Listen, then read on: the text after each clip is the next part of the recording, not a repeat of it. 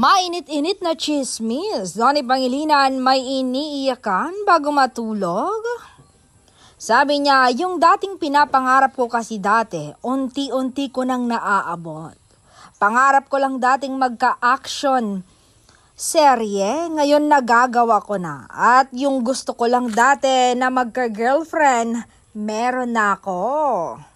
Yan ang pinagpapasalamat ko sa Panginoon gabi-gabi na binigyan niya ko ng magandang career at perfect girlfriend.